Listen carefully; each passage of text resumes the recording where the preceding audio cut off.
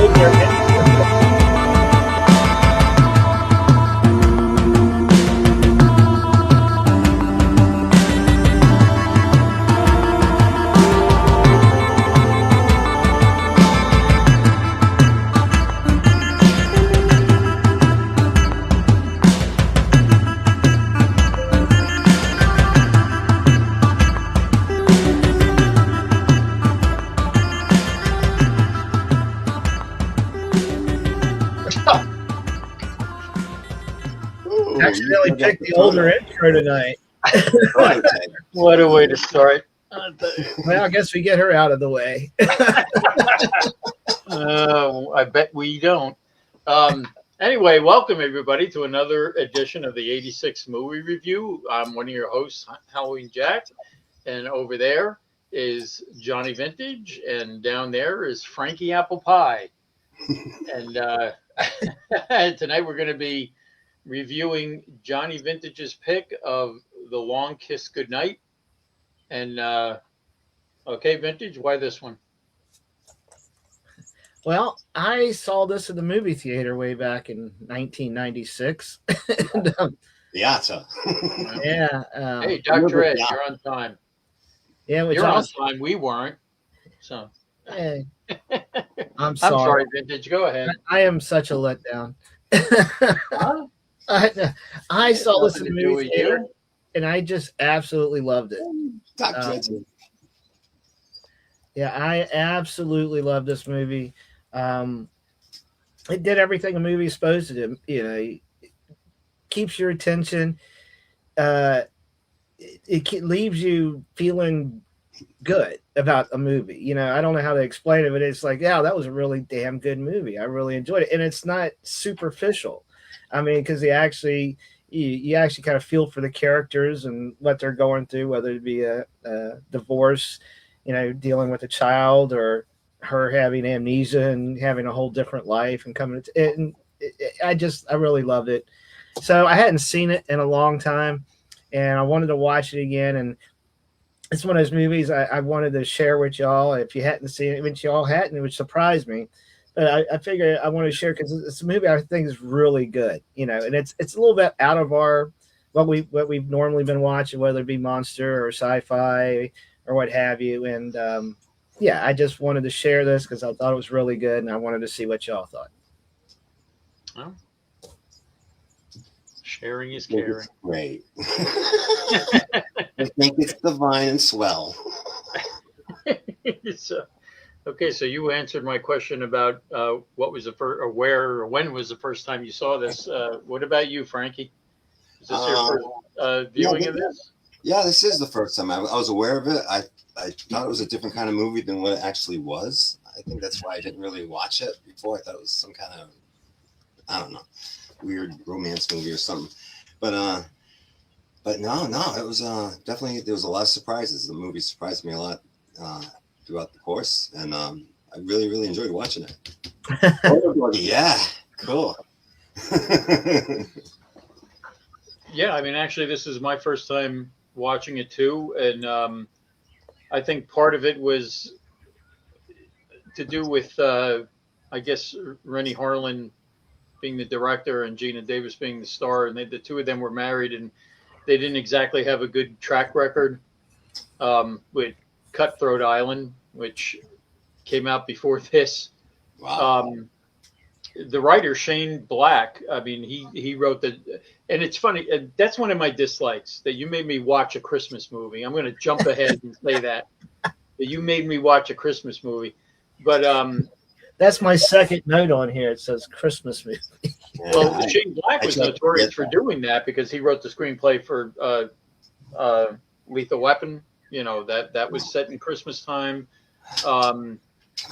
he had written, what was it, Iron Man 3? I mean, he has a long list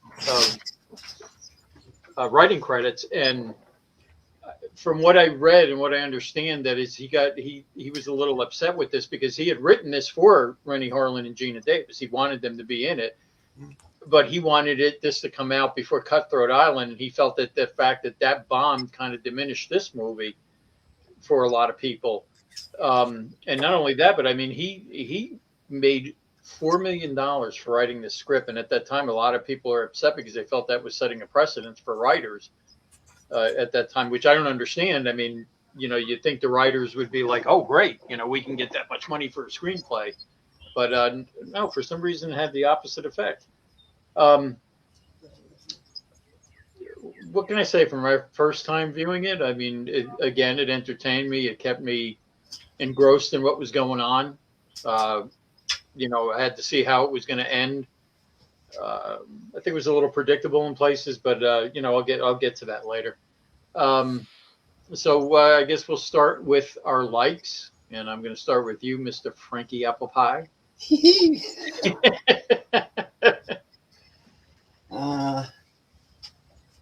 There was a few things in here I liked a lot.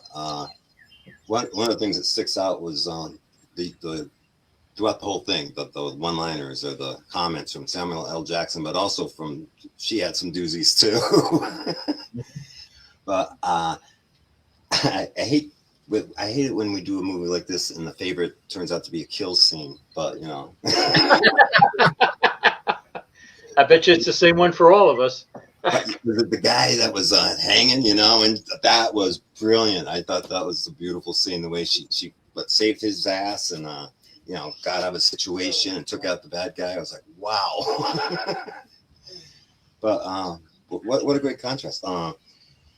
In the smart move when she filled the doll's head with gasoline, I thought that was pretty clever. I thought that wasn't the last we saw of Dolly in this, Seeing Samuel L. Jackson dressed up as Inspector. Whoa, there we go. Yikes. Scarier when you get a close up, isn't it? That's not supposed to be. Didn't she? It incorporated her sunglasses, little dark glasses, and little dark circles were part as in the pictures. But yeah, anyway, much scarier. Didn't she also incorporate the doll's wee in that explosion too? Yeah. Well, that was the gas. It was weeing out. Yeah. Yeah. Well, that's what I'm saying. It was weeing gas. So that points for that. Yeah. Oh, I totally had to go. I really enjoyed seeing Samuel L. Jackson dressed up as Inspector Clouseau in the beginning. With the two bums he hired. I'm a little confused. I mean, we'll talk about this later, but part of my that'll be part of my dislikes later. But wow, I love it when she took out that guy and she did it again, and when she said, "That's what chefs do." I'm sorry, I don't want to jump. There you go. That was one of my favorites too. That was the tagline for a couple of things in there. Yeah. Wow.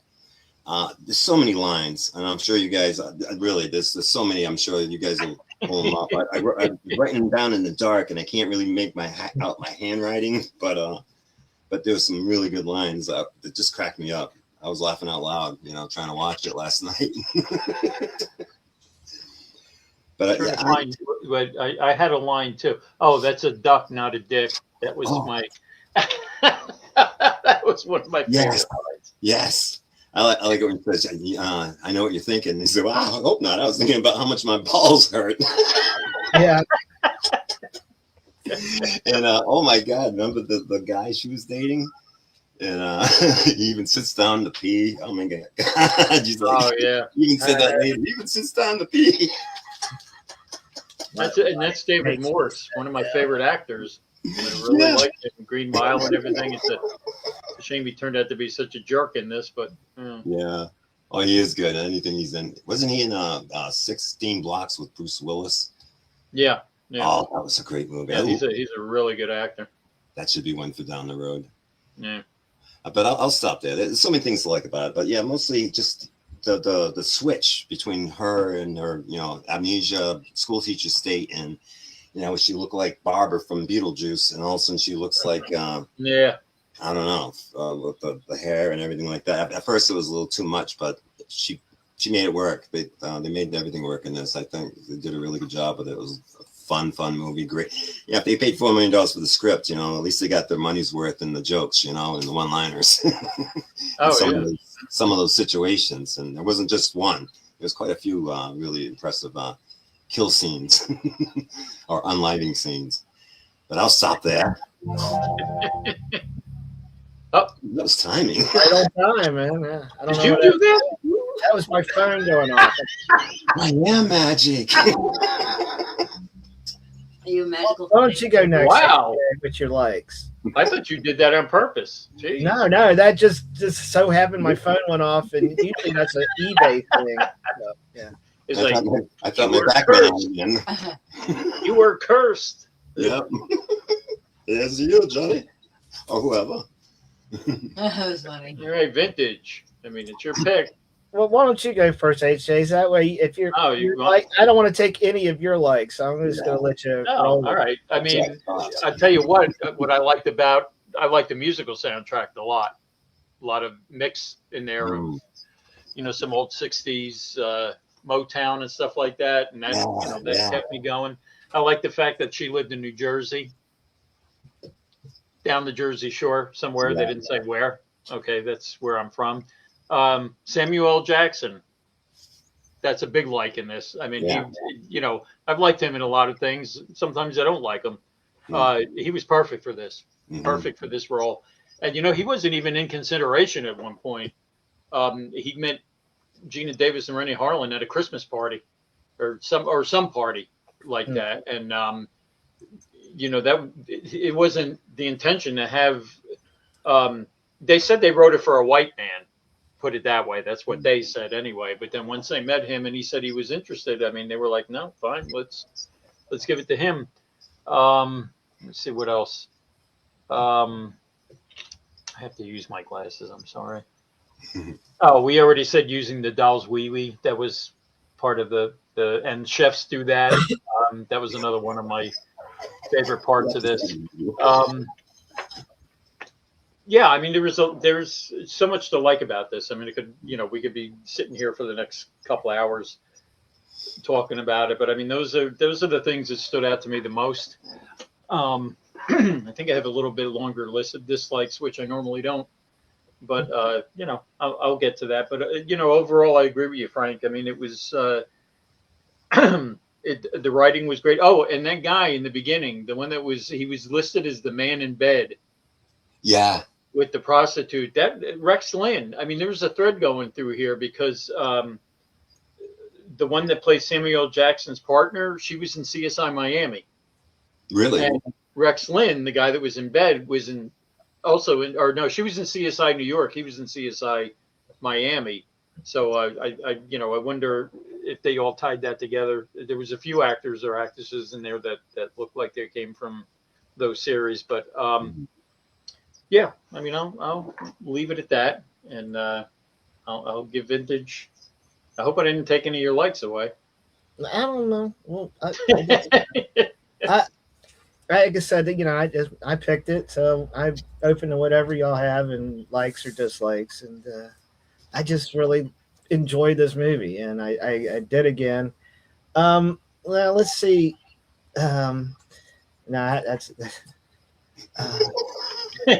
One thing I'd say right now before I did like the way the bad guy got it.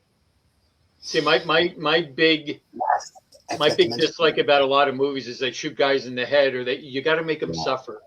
Yeah. And the fact that I thought when he landed on the tanker, I thought he was dead, but the fact that he opened his eyes and he looked and he knew what was coming, beautiful.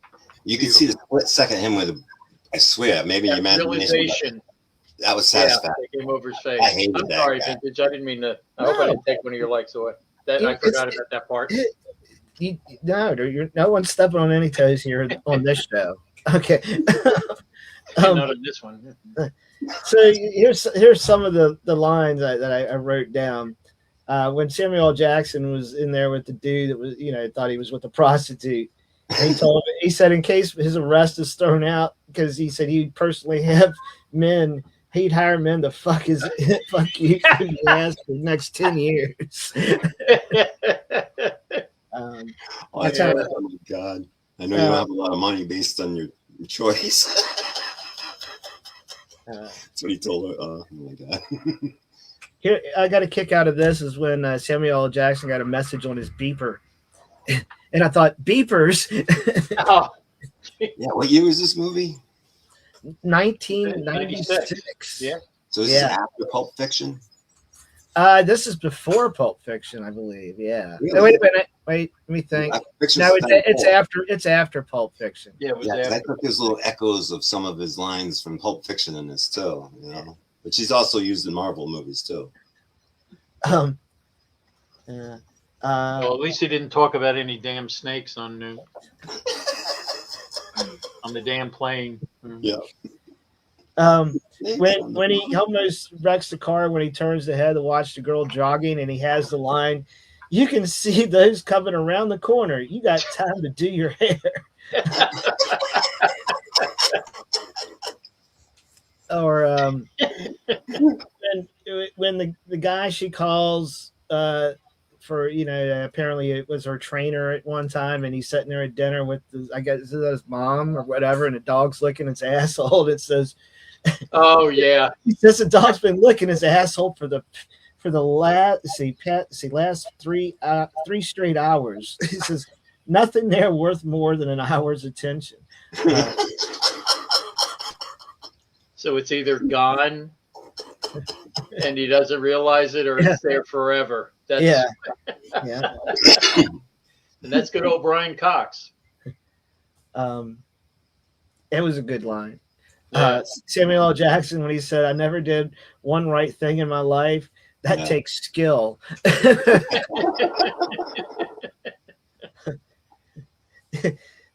Want me to put it in my pants and shoot my dick off? And then she says, "Now you're a sharpshooter." Oh my God, there's so many good lines. Yeah, I see the one that there was the "you thinking what I'm thinking" line I had down.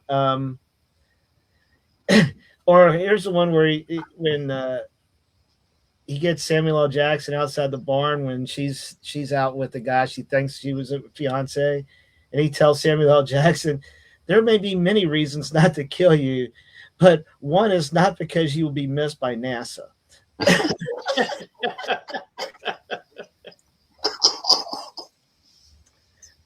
Or the when they were talking about, Gina Davis was telling about how men would bite girls in the ear when they take their virginity, so it take their mind off of it. Oh, biting, yeah. And he says, when he says, "What? I sock him in the jaw and yell, 'Pop goes the weasel.'"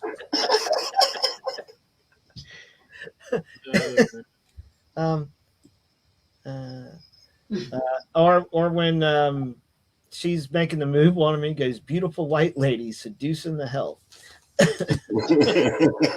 Or when they're driving, and I thought about you, HJ, when this was said. And she tells him that she's driving, and she says, "I've made it out of Jersey before," and he goes, others have tried and failed, like the entire population. Yeah, the line was, she goes, "I've made it out of Beirut, so I think I can get out of New Jersey." Yeah, and then that's when he said, "No, there's many who've tried and failed." Yeah. Or, the Jersey thing definitely was a high point for me. So. When the guy calls the one dude up and says, that they got away or crashed or whatever, and he says, "I think I'm dying," and he says, "Continue dying." Yes. Yeah. I mean, you could tell that Shane Black wrote this because, I mean, it's you look at Lethal Weapon, a lot of the same kind of one-liners. And I love Lethal Weapon also. That's one of my favorites. Yeah. And then one of the last lines at the end when they all make it through, and he goes to Gina Davis, "Are you okay?" And she goes, "Are you stupid?" All right. There's just some likes. Besides, I just like the movie altogether. But anyway, onward we go. HJ, take it away. Well, and too, from what my note said, her being called Sam Kane, that wasn't supposed to be in the original script. I don't think Shane Black put that in there, and they did it later because Sam Kane was an anagram from amnesia. Oh. Amnesiac. That's what they had put in there. Yeah, I mean there were so many good little twists and turns. So I hate to do this, but let's start with dislikes. This is the part of the show sometimes I don't like, but we'll go with it. Frankie Apple Pie. What did you dislike about this? You just couldn't wait to say that again. I just love it. It rolls off the tongue. It does. Frankie Apple Pie. In fact, she had her license plate customized. It's APL 314. What? Yeah, Apple Pie 314 pie. Jeez. I know, and she gets mad because we know some smarty people, whatever, at work, and we figure, they'll get it. Come on, it's pie. No mathematician, come on. Least favorite parts. I didn't like in the beginning. I know it was an action movie, and she turns out to be like a trained assassin. But before she even realized that, she was getting hit in the face with stuff and getting punched. I was like, whoa, no, I don't care. I know she's probably going to clean this guy's clock later. When she wakes up. But I didn't like that. I didn't like the violence in a lot of parts. I thought it was like excessive. But the thing about all the people that got killed just because they're in between point A and point B. In when they're trying to shoot at the girl and the little girl, and her, that I didn't like. I was a little confused, maybe because I couldn't hear it too well because I had it kind of low, but I was kind of confused with the connection between Samuel L. Jackson and Gina Davis's character. I in the very beginning, of course, they introduced him in the movie as like Clouseau, and he had the two hired people, the drunks that were supposed to be detectives. That guy pukes. Yeah. but the thing with that was a cool thing. They had some kind of thing going. What was that? Was that like they were private investigators? Or? Yeah, she had hired him. Yeah. She didn't know who she was. Okay. To figure out who she was. Yeah, so that's where they're. Yeah, because that was a little. I had to back that up just to figure that out too. When all of a sudden he just showed up in her story and stuff like that, and then also it's like, yeah, go on, take off with this strange man and go find out who you are. I mean, but the cool thing about it, his character was invested in her. That's what I liked about his character. Yeah, and I mean, let's face it, that's an unusual. To me, this was an unusual role for Samuel L. Jackson. Oh yeah, and it shows you his diversity. He was so good in this. And I give him a lot of credit because that was another dislike, is seeing him bound up and fearful, and when like he was like they had him all tied up and naked and in the cellar or whatever, and she came and saved his ass again. Which reminded me of another funny line earlier when she first was kind of clicking into Baltimore mode, from school teacher mode. She wasn't remembering what was happening when she was back remembering stuff, and she says, "What happened?" And he said, I just saved your life. I kicked everybody's ass or something like that. Oh yeah. Well, I think it was funny every time they brought up that she's an assassin, he laughed. Yeah. At the beginning, every time he made it, he would just burst out laughing. Yeah, like I said, so many good parts. And she said that line a few times. That's what chefs do. Like when she threw the knife and it landed in a tomato, that's what chefs do. And then she took that guy out with the custard pie or whatever. That's what chefs do. Like, damn, I'm not going to that restaurant.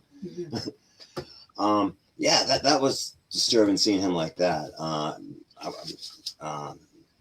But it didn't bother me as much when she was getting beat up when she was in Rambo mode, because I knew she could take care of herself and that she was going to deliver like probably 10 times worse. But yeah, just a little confusing. I didn't like the trauma the kid went through, and there was no more from his lady con artist assistant, after he showed up with what's her face, because I thought she was a pretty good character. Yeah, she was. And the guy, when he looked at that little girl and realized that that was probably his kid, and I guess that's what the case was, when he was like, let me have a look at you. And of course, if you look in the eyes, and you're going to know if that's your child or not, I think. And he still was like, yeah, so he got his. When he went, I was very happy. But that's all. The realization that it was coming was the best part. That always the best part. Well, he slipped out of it so many times. I was like, damn it, he's still alive. You know, a few times I thought, you know, and that's horrible. I'm actually a very peaceful person, but you know, when you start pushing people and kids around and stuff like that, and you're just an asshole, and you work for the government, it's like, geez, what the hell? This is all people that work for the government. But yeah, that was it. That's my only gripes. You know, old man gripes. Okay. Would you like me to go vintage or? Sure. I know you guys are probably going to be like vehemently disagree with me here. I did not like Gina Davis's performance in this. Really? I did in the beginning. You know, you got to harken back to Beetlejuice, to The Fly. You know, where she's always played a different role, and the transition was good for her. Yeah. Don't get me wrong. It just wasn't convincing enough for me. You know what I'm saying? I could have seen like Angelina Jolie in this. Just her being a violent person was just so out of character for everything she's done. Yeah. You know, as far as I've seen of her. Okay, let's see. My other dislike was the deer. Oh my God! Yeah, that was heartbreaking. Oh, that was. At least she was merciful and she broke its neck because it was suffering. But I mean, you know, you're lucky I watched the rest of it, because I said when that's like one of the first scenes, it's like, oh gosh, and I understand. I don't know. I just think they could have done something else for her to have that accident. You know, and that jerk of a guy she was with. I'm not drunk. You know. Oh yeah. And she wasn't wearing her seatbelt because she got ejected out of that car. He didn't, and he ended up the drunk guy burned alive because he put his seatbelt on. See, don't wear your seatbelt, folks. You'll live longer. No, that's a bad statement, but no. Oh, and the other thing that was annoying me was Samuel L. Jackson's white socks. That was like white socks with dress shoes. That was like really pissing me off throughout the whole movie. It was the Michael Jackson. And then I mean, and just how harsh she became. Yeah. Too, which I understand that was part of, you know, that's supposed to be part of her character. But like you, Frank, the scene with the one-eyed Jack guy in their home. And her throwing the kid through the wall, and I don't know that. Yeah, I understand that was supposed to be a catalyst for her going back to what she was, but I just thought that was a little too much. Let me see what else. Her ice skating after the guys. Oh shit! Like it would take me longer to put the freaking skates on. That's exactly what Jacqueline said when we were watching it. She's like, "Man, she put them on quick." Yeah, because you got to get those things on tape. You just can't slip them on like slippers. It's like, hey, let's go. Yeah, that was. I thought the same thing. I mean, and then catch up. Yeah. And I just saw, and this is probably my last dislike. I just, the whole part with the daughter throwing her words back at her about getting up, and I don't know. I just thought that was a little much. I thought it was much when she did it to her in the beginning. That you saw the look on the kid's face, and she's like, "I just want to go home." I mean, the kid didn't understand what was going on, and then the kid throwing the words back at her, and I understand it. You know, I get it. I mean, I don't know. That was just a little too corny for me. Yeah, that was funny. Oh, I missed my cue. Can you do that again? Can we?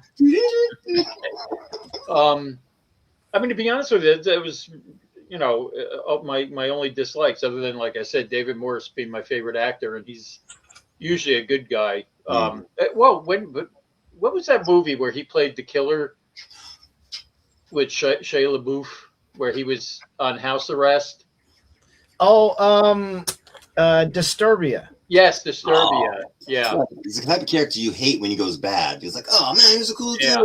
Just like in this one. It's like, shit, he's an asshole in this Because one. remember, he had that TV series Hack, where he was a taxi driver, but he was an ex-cop and he would help people. It was almost like an Equalizer type thing. Yeah, he and in The Green Mile, I loved him in The Green Mile. Oh, I thought he was God, absolutely yes. great. Yes, definitely. But I mean, you know, he's good with whatever he does. So, you know, I appreciated him in this, and the fact that I mean, I did like that part where he was dunking her, and then before she goes to dunk him, the last time she goes, "Well, I'm going to take your knees out." Oh my gosh, cool. Yeah, tell her what you're going to do, and she did it. So yeah. I can't believe I let you touch me. I think I need a bath. It was like, oh my gosh, I wanted to go back in there. Yeah, like I said, I mean, it's Gina Davis being like that was kind of a stretch for me. And I'm not saying she's not a good actress. She was. I mean, she was convincing enough in this. But I mean, I don't know. It's. I guess when you see her doing so many roles like that, you're kind of, especially what was it, Transylvania 5000? Yeah. Well, how about The Fly? The Fly, yeah. I had a little hard time with that because I was kind of like, and that was like the first thing I think I saw her. Yeah. Yeah, but I mean that's it for me as far as dislikes go. Yeah. Over to you, Johnny Vintage. Take it away. One of the things that impressed me about this movie is when I realized it's 30 years old. Yeah. Yeah. Oh my gosh, yeah. Yeah, right? Yeah, that's what I was like. Same feeling, like, wow, it's 30 years old. Well, that's like when I go into the liquor store and they said, you need to be born on this date, and it's like 2005. And I'm like, what? What? Yeah. I remember it was like doing the math. It was like, oh, crap. I'm like, wait a minute. If you were born in 2005, you're of age to drink? I was born halfway through the last century. I'm good. You know, most people that were born in 2005 and made it to now want to start drinking because of all the bullshit going on. Can't afford to pay my bills. Let me maybe spend $10 on this bottle of liquor and forget that I have some bills. Then you don't care about the bills. That's right. Let's see. What did I not like about this movie? Well, all right. Grant you the whole accident when she's in the snow and stuff and walking barefoot in the snow. Well, obviously, it's not real snow because she's not her. You can't see her breath. It's not cold enough. I mean, literally, you say. I mean, she'd be freezing her ass off. Johnny his observations. I know, right? It's the whole visual thing with me. I don't see her breathing. It's not working. Yeah, but I'll tell you what. If I watch a movie 2 or 3 times, then that's what I'm looking for. Being I had never seen this before, I'm paying more attention to the, Yes, yeah. But I get like that when I've seen a movie a couple times. I'm like, you start looking at the things in the background and you start saying, hey, wait. Yeah. An example being like, let the right one in. And they're out there in the snow. And you remember the young vampire and the kid out in the playground. Again, that was fake snow too, but the added breath to her in post-production. Yeah. Oh, yeah. But they couldn't do this. Was 1996. It wasn't. What was it, Conan with Schwarzenegger, where they overdid it? Yeah, there's one scene where they're supposed to be somewhere cold, but the vapor was just way overdoing it. Like, each time he talked, there was like. And it's funny you're talking about Schwarzenegger. This originally was written with a male actor in mind too. And they had considered either Steven Seagal or Sylvester Stallone. Gee, gosh, to play this part. And thank God that I can see Stallone baking cookies for his kid, and and you're all tied up and shit. Walking around in a bathrobe, and going to PTA meetings, and Well, he did technically dress up in as a woman at the end of the movie Nighthawks. Nighthawks, yeah. I love Nighthawks. That's one of the great endings. That's like there's certain movies that you just have those cinematic moments. Mm-hmm. I mean, to me, it's Dirty Harry when the killer's on the bus, and then he comes to the bridge and you see Dirty Harry standing up there. I love that. I get chills every time I watch that scene. Those are those great cinematic moments, and I'm telling you, Nighthawks, because you didn't expect it. You know, you really thought it was. I'm sorry, I didn't mean to get off the track here. No. I'm the one that brought up Nighthawks. Yeah. That's one of my all-time favorite movies. So yeah, that's a good movie too. And Dirty Harry's one of mine. That's oh why yeah, I love that Dirty up. Harry. Yeah, I love most of the Dirty Harrys.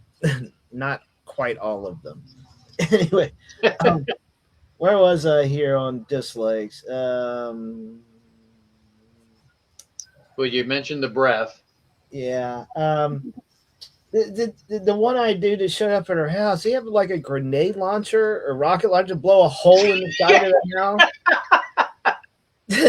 I know. It was like, what the hell was that? I mean, I love the scene where she tosses the kid through the hole. Good thing it's the height of that treehouse, or otherwise she's just chucking her out. Go to your room. Like I said, violence against the kid. I didn't dig it. The one scene at the end where she cuts the line, she goes up there and she grabs the gun from the burning dude.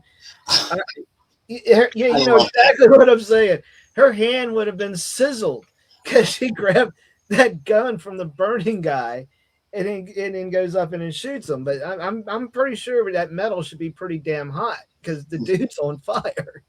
Oh my god! Well, when she was going in underground on the water wheel thing, and they were dunking her, when she was coming out, she actually looked like she was turning blue.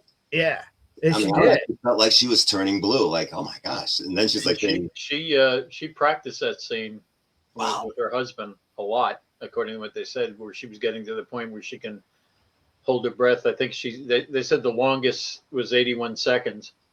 I mean, she was like a 55, then 70, and then 81 seconds, because I think that's the longest she was going to be underwater there. But I know that really made you feel. I have to say that scene was that's a horrible way for a husband to get his wife to be quiet for 81 seconds. Honey, I'll do the stopwatch. Just stay there. Stay there. I was looking at the wrong hand. You're up to 6 Eleanor will interrupt. Eleanor will interrupt, and you lose track of time. And then yes. She really is blue now. And other than the only other real dislike I have, I think this film's just a tad too long. It's 2 hours. It is a full length movie. Actually, 2 hours and 33 seconds. Yeah. But I don't really have those are just minor dislikes. I really enjoyed this movie. So, all right. Yeah, I mean, there wasn't really anything major, you know. Like I said, I mean, I thought maybe somebody other than Gina Davis could have been in it, but I'm not saying I disliked her in it. You know what I'm saying? It was just a stretch for me. But yeah, I really enjoyed this. Let me see. Do I have any other notes to throw out? Oh, the guy that played the president. Do you recognize that guy? And I'm glad he didn't have anything to do with it, because I thought he did. I thought he did too. He was in The Godfather too. He played the senator of Las Vegas. That was. You mean The Godfather also, or The Godfather number 2? No, The Godfather Part 2. I did. Remember, he was the senator that was. Yeah. They blackmailed him. He was caught in bed because he was kind of trying to get more money out of Corleone to be in Vegas, and he was a corrupt senator. That wasn't the horse part, was it? No, he was in bed with a prostitute. Oh, almost like the other guy in this movie, and she was killed, and they blackmailed him, you know, into like this guy. yeah. So, all right, so why don't we get to rating this? And I'm gonna start with, and just because I like saying it, Frankie Apple Pie. I don't know what that sounds like. It sounds like something Mel Jolson with Frankie Apple Pie. Frankie Apple Pie. Yeah, cha-cha-cha-cha, Frankie. Would you like it, Alamo? Oh, gosh. Yeah, I really liked this movie when I was watching it. I found myself really enjoying it, and I am definitely going to rewatch it because Priscilla wanted to see it, and I think she'd enjoy it. It can be a little violent, but I was gonna say the violence might. It's an older movie, so it's not as violent by like today's standards. It's like, ooh, but but it's worth it for the lines. The one lines, especially. Oh my God. What was it when that one guy was kind of making moves on her and she's like, yeah, I'm saving myself for when I get raped. Jesus. Oh yeah, there's a lot of great lines, and I forget what I just had it written down. I forgot what part it was. I just have written here it's a duck, not a dick, and I'm like, now I can't remember what that was. Last time I got blown, a candy bar was a nickel. Yeah, that's a good. Yeah. And then the part where he says, I missed the school teacher, I was thinking the same thing, but, I had that same concern, Jack. I didn't know it would pull it off because I still have a mental image of her being kind of a goofy type of fun character in a fun type of movie. But before you rate it, I have one question, and you just reminded me when you said it. When they were on the bridge at the end and all these cops or whatever showed up and they said they couldn't help her, were they part of the rogue CIA or were they just being assholes? I mean, that wasn't clear to me. When they were on the bridge and she was near the truck ready to blow up and she's like kind of yelling for help and all these cops converged on the bridge and she screamed for help and they were like, sorry, we can't help you. Because they don't want to get close to the bomb or maybe truck. They were under orders from the CIA guy. Yeah, because I mean, well, and to be honest with you, that was another dislike of mine. I mean, supposedly, once she got her memory back and everything, why were they so against her? Why didn't they bring her back into the fold at that point? Because, I mean, it kind of seemed like she almost wanted to, didn't it, at first? Yeah. Well, what it was, the CIA guy was in with the bad guy now, and the bad guy was originally one of her targets. That's why she knew so much about him. That's right. Yeah. And then they're worried about how much does she remember. And then there was that what did they call it? The honeymoon or something? Wedding? Yeah, the honeymoon. Yeah. And well, so I mean, that's the impression I got is that I mean, for me, myself, in my head, to answer my own question, I said, I think they were just afraid of what she knew and if she was going to turn on them or not. Yeah. But it didn't seem like she was going to. I mean, but like I said, the CIA or whoever showed up in that bridge, I was sitting there thinking to myself, man, what a bunch of dicks. I mean, were they not going there because they knew this was going to blow up, or did they know, or were they part of the rogue CIA, or were they regular CIA? I mean, I hate not knowing. So maybe they're confused. They thought they were on the Green Hornet, and they thought the detonator was on the truck. And oh no, that was the other show. No, we can take this out. We can help you. And here's my question: the orange semi that had the car in it with the Arab dude that they were going to put in a ravine a few miles away. Why was it backed up there? Who backed that truck up? Why did they do that? Because they weren't going to dump the car there, right? So it just so happens that it's there. Yeah, they were filming a Ford commercial or something where they put a mountain or something, the truck on top of a mountain, a girl playing guitar. I love my truck. See, Frank, that's a good point. I didn't even think of that. That's 2 shows we watched that had trucks with bombs on them. Yeah. Wow. I'm gonna be nervous on the highway. We didn't plan it that way. We can predict the future like the Simpsons sometimes, or at least or Deadpool. Yikes. Yeah, like I said, that's it. That I hate confusing things in movies, and just the fact that they showed up. Were they the good guys? Were they the bad guys? Were they, why didn't they try and help? I don't know. They ended up being a bunch of dead guys because after he drove. Well, and that's Jackson, right. And that's what makes me think that they were part of the rogue CIA, because they all got blown up. And I don't think they would have done that if they were the good guys. She would have been set free after to have a happy home life or whatever at the very end, which is nice. Well, anyway, let's get to the rating point system here. Okay. Mr. If I like a movie, it's definitely an 8. I like this a lot and everything else. I will watch it again only because to catch the lines, but I could survive if it didn't make it on my list, my deserted island list. You know what I mean? Like you had to be stranded somewhere. You're allowed so many movies, so many songs, albums, or whatever. So I give this an 8.5. definitely. Yeah, cool. It's a good 8.5. It's not or complaining and stuff like that. But some things would have brought it up a score, and I think maybe I liked her in this. I thought she did a pretty good job. I agree with you, Jack. I think they could have cast a little bit differently.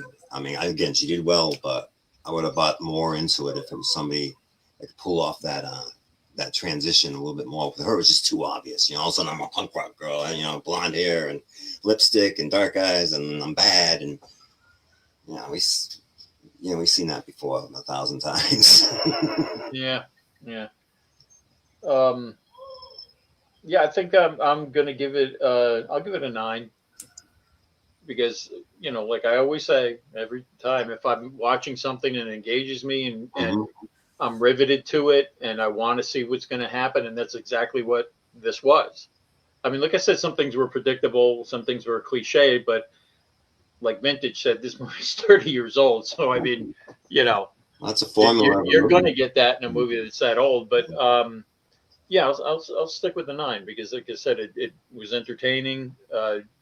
I might have given it a 10 if it wasn't Gina Davis, and I hate to say that because I like her as an actress. Oh yeah, but it's just that I don't know I don't know. It's tough for me to say. Her transition was good for her, but to me it was not her. From what we've seen her, but it does show her versatility as an actress. That she did pull it off. I'm not going to say she didn't, but. I don't know, just in the back of my mind, like I said, I think it totally tell you, there's again. I mean, when I said Angelina Jolie, but who knows? Maybe she couldn't have pulled off the mother part, as well as Gina Davis did. So I don't know. She would have been really young at that age when this was done too. Yeah. Oh, if they did it today, Emily Blunt or somebody like that would be great for something like this. Gee, can you imagine Jodie Foster? Oh my God, yeah. I think I kind of could picture that too. Yeah, it's amazing. It's definitely could have done that. Yeah, I'll give it a solid 9. I enjoyed it. Like I said, kept me interested, kept me wanting to see what was going to happen, and it's a really good film. Cool, Mr. Vintage. I'm at a 9.5. I can't give it a 10 because I think it's a tad too long. There's a few little minor things here, so it's not perfect. But I really love this movie. It's a movie that made me think, it just made me feel good when I came out of seeing it. And after watching it again earlier today, I felt the same. I love it has, the characters have depth, and you don't really get that so much. Yeah, I agree with that. Yeah. And maybe that's why it took the 2 hours to tell, because they had to add in some scenes would probably be cut today, but this was Samuel L. Jackson's favorite movie he's ever done. Really? So, yeah, really? I can see it. I can see it. He has said that numerous occasions that this is his favorite movie. Wow, great. Wow.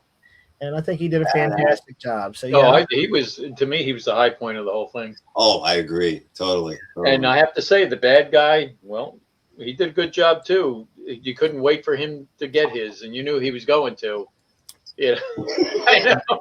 I keep thinking that where you see him and he's like, he's got that realization on his face, and then you kind of see his face expanded. Yeah, just that fraction of a second, but you knew it. He's done this time. And that's not, I don't know how they did pull that off exactly, because that CGI wasn't up to that standard. So it's to be honest with you, drawn or something practical effect going on. I kind of had that on my dislikes. A couple of the special effects didn't work, like when he fell from that height into the water. When him and Gina Davis, I get you. He fell into the water. It kind of looked weird. Yeah, but again, like you say, considering the time, no CGI and everything, too, that looked off. They did a good job of doing that. So it almost looked as bad as Rear Window. This one helicopter. The helicopter was placed in there after, but there's no added. Oh yeah. Suggested. It still wasn't as bad as the Joker falling from the Tim Burton Batman. Oh, I know that I could never understand. With all the money they had invested in that movie, you couldn't do that better than that. It's like you make it to the end, and it's like, well. Mm-hmm. he just copped out, gave up. I don't know. Anyway, that was disappointing. They ran out of money. They couldn't pay him anymore. Different movie. Yeah, it was probably just a cutout of him, you know. Yeah. And they just, either that or they pulled the camera away. They were like, "Sorry, Jack, no more overtime. Get lost." Yeah, and that laughing is him laughing all the way to the bank. Yeah. Wow. He got royalties for every sequel too. That was part of his original contract. He was smart when he agreed to do that movie. Really? Yeah. Wow. I didn't know that. Not even having to appear in him. I mean, because they killed his character off. I mean, they could even like try to go reminisce of him, but nah. But yeah, he's a smart guy. Dr. Ed disagrees with me. Yeah. I like Jean. Well, I'm not saying I didn't like her. I don't know. I just kind of felt, like I said, I wasn't so convinced of the transition with her, from, it's like Scrooge. You know what I'm saying? I've always said my favorite versions of Scrooge are where you could see that change so vividly between, the bad Scrooge and the and that's kind of what I felt about this. I just think that, I don't know. Maybe I don't know what the hell. It wasn't definitive, If I thought it was kind of fun when it was like, you thought it was like whenever she went into bad girl mode. When she went into the bad girl mode, when she'd go back to the school teacher mode, she wouldn't remember anything that the bad girl did, or I don't want to say bad girl, or the assassin. And I thought that was fun. They could have had more fun with that. They could have played with that more. But yeah. I thought they were still going that when she was searching the bedroom and she was her daughter's room and she's tearing it apart. I mean, there's nothing in her. It's still her daughter, physical daughter. Yeah. It's still your daughter, I mean, she caught onto that eventually, but yeah. I mean, don't get me wrong, Doc. I think she's a good actress. I'm not saying she's not. This was, All right, so let's get to our final thoughts here. Thanks, Doc. Everybody likes it. Sure. You big dummy. You big dummy. I loved it when he on the show when he said to his sister-in-law, who was it, Esther, yeah. You're so ugly, I could take your face and stick it in dough and make gorilla cookies. Brilliant. That was a great show. Oh my God, Red Box was awesome. All right, so Frankie Apple Pie. Yeah. Final thoughts. I will watch again just to catch some of the one-liners from both. Well, everybody actually. Action sequences were clever, well thought out. Movie surprised me a few times. I had some laugh out loud moments, like I mentioned, and it was laid with surprises. I did. I really did enjoy it. Like I said, it's a good 8.5. So thanks for turning me on. I really enjoyed watching this movie. Yeah, and yeah, I got to thank you, Vintage, for picking it because I probably wouldn't have watched it either because I think I had a different impression of it. Me too. Yeah. Like Frankie said, I really wasn't sure what it was, and especially with the title "The Long Kiss Goodnight," I didn't, until you showed the trailer. When we showed the trailer, and I saw it, I was like, wow. Oh, the trailer definitely got me interested to see it. I was like, no, that looks really cool. Oh no, I'm definitely going to watch it again. I know, Doc. We love you, Doc. Yeah, I'll definitely watch it again, one day. And like you said, to catch probably some of the stuff I missed, this time around. Especially some of the one-liners. I mean, it was like you. Yeah, I laughed out loud at a lot of things in this as I was watching it. I thought it was a great choice. Okay, See, Doc says he has to give it a rewatch because the title put him off also. So. Yeah. I mean, it's like I always tell the story about The Town That Dreaded Sundown. I went to see that. That was probably the last movie I saw in the drive-in, and the A feature was that abysmal Island of Dr. Moreau with Michael York. Mm-hmm. And I thought The Town That Dreaded Sundown from the title was going to be a Western. And I almost left the drive-in, and I'm glad I didn't because that turned out to be better than, The Island of Dr. Moreau. So sometimes you can't go by a title. Yeah. So. Oh, yeah. I like movies when they surprise you like that. You expect one thing, it's like, whoa. Yeah, and that was this. I mean, I agree with you. Great action adventure movie. A lot of great great parts in that. A lot of, like you said, the one-liners. Yeah, I'll definitely go back and revisit it too. So, thank you, Mr. No, thank Vintage. I'm glad you guys liked it. This movie. Yeah. Gotcha. Well, I had to give it at least a point better than the snarling. Here we go. Yeah. Thank goodness. Our didn't show up. So, last thought, Vintage.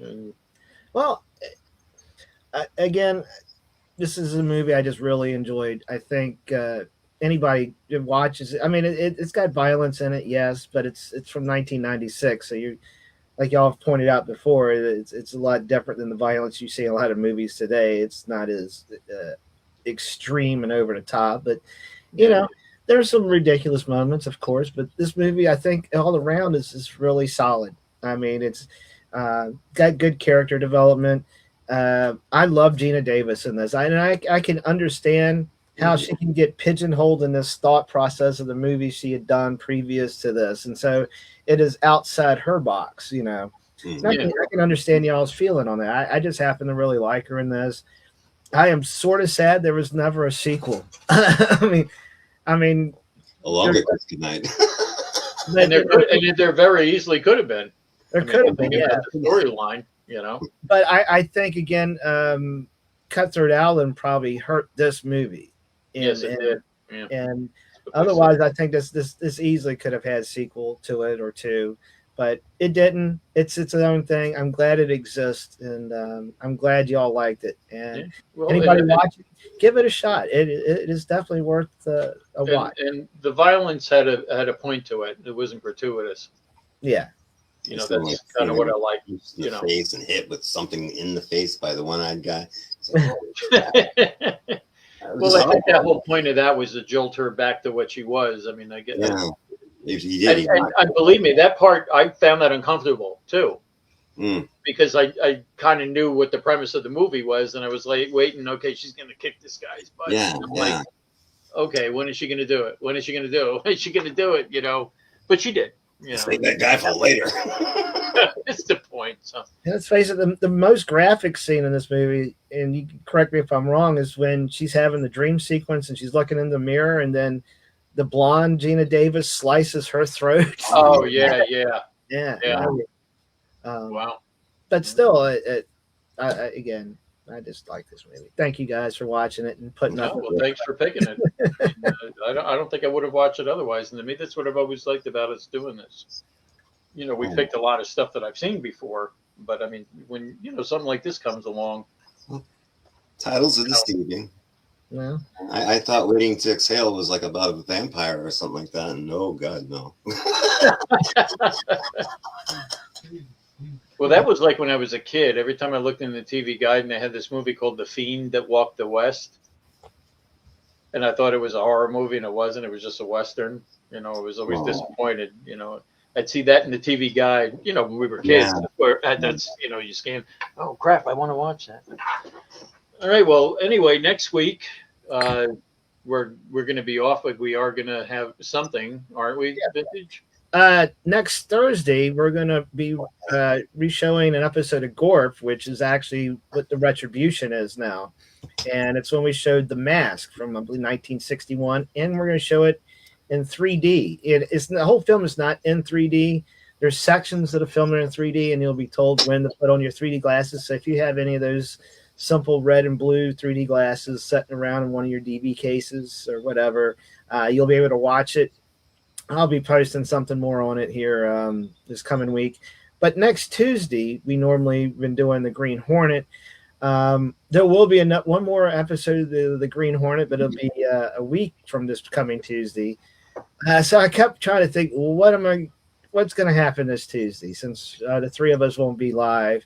But I thought there's a fourth one of us that could be live, and do something different.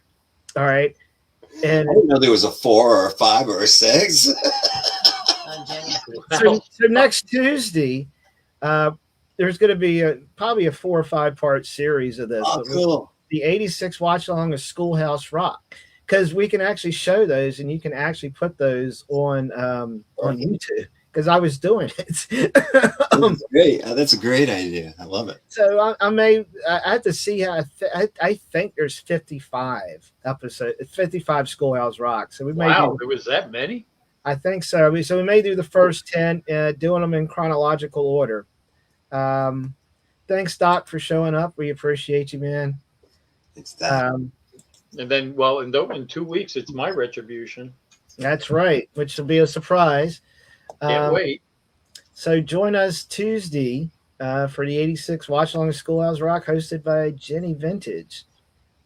And before we go, all right, before HJ has to say all these goodbyes and then gets pissed because there's not actually end. Waited 2 days for this.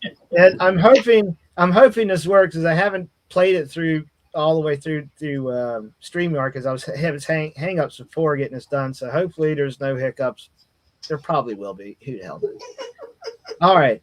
This is the final part to the Pink Hornet and Clito with Mr. Martini. I hope. Well, Clito, this is where Frankie got beat over the head. Yeah, let's see. What can we find? Oh. Hey, look, Clito. Found a clue. In fact, I think I found a lot of clues. Huh. Look, Clito. There seems to be a whole lot of these little fucking martini glasses all over the place. Really? Yeah. Yeah? Huh. All the future Sam Raimis. Wow. I'm taking notes right now. This is Vintage vision. yeah. He's gonna pick all this crap up. Oh, man.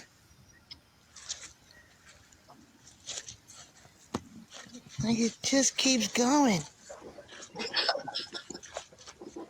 Oh. Wow, just looks like it's leading to the side of this house. You said you had dogs next door. I hope.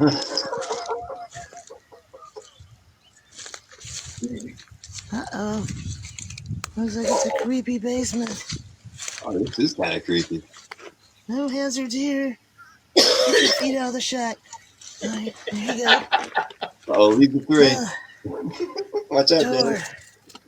Clito, take care of it. Oh, it hung up there.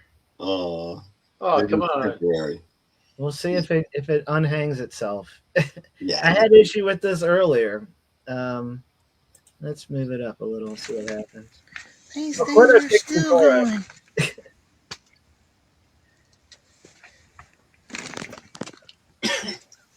Wow. Like amazing here. So disposable martini glasses. You never Yeah, really those are all little martini glasses.